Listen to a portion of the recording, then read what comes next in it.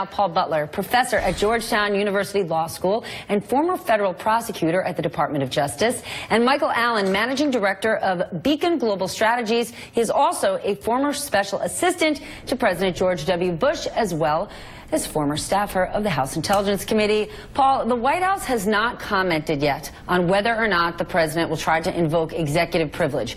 But given all that the president himself has already been saying, hey, James Comey, you better hope I don't have tapes, can they try to do it even? Is it too late? So the idea of executive privilege is that the president should have a right to have private conversations about sensitive matters. But courts don't always uphold that in cases of high public interest like Russiagate. So President Nixon tried to assert it with regard to the Watergate tapes. The courts didn't allow it. Obama tried it with regard to the Fast and Furious investigation. It wasn't allowed.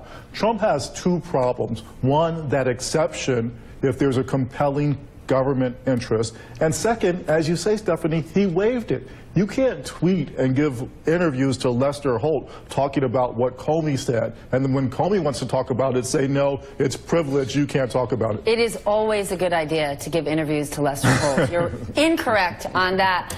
Michael, why would Robert Mueller give James Comey the all clear, the go-ahead?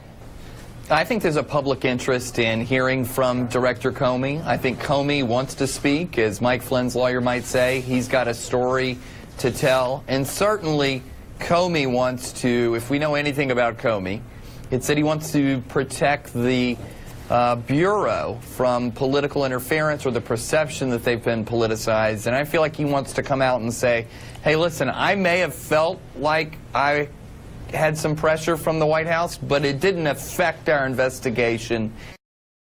The investigation goes on.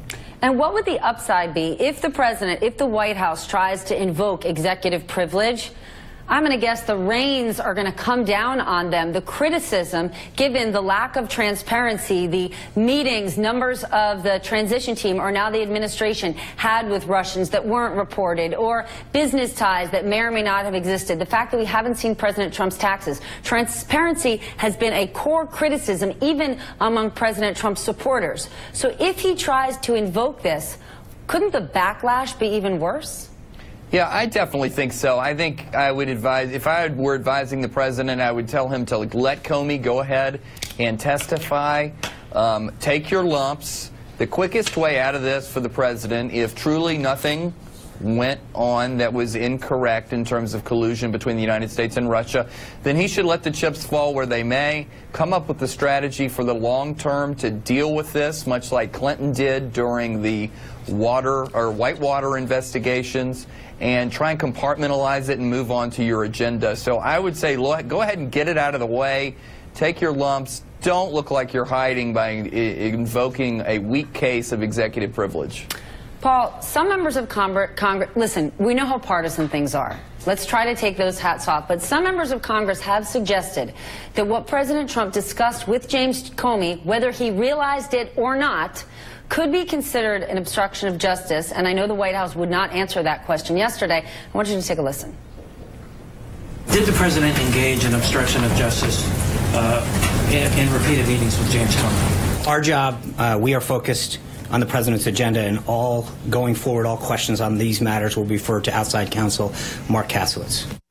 Now, of course, Robert Mueller has the authority to investigate obstruction of justice. Does the fact that he gave Comey clearance tell us anything about that? I think it tells us that whatever Comey says, it's probably not going to be that juicy or really interesting. You remember a couple weeks ago, Rod Rosenstein testified before the Congress. Afterwards, they were like, why did he even come? He didn't say much. So you think it won't be spectacular? Well, Mueller's trying to preserve the integrity of his criminal investigation. So he or his people have had a conversation with Mueller where they say, you can answer general questions that are already out there in the public. A conversation with Comey? Yes, with Comey. You can answer general questions that are already out there, but we don't want you to get into specifics. And again, specifics are what it's all about at this point. Michael, I just want to ask you about the subpoenas, two groups of subpoenas to members of the Trump campaign or transition team around their potential ties to Russia, but also some members of the Obama administration tied to unmasking. Is it curious? Is the timing of this to you curious in any way? Well, I think a reasonable period of time has occurred since Nunes stepped down as sort of chairman of the Russia part of the investigation.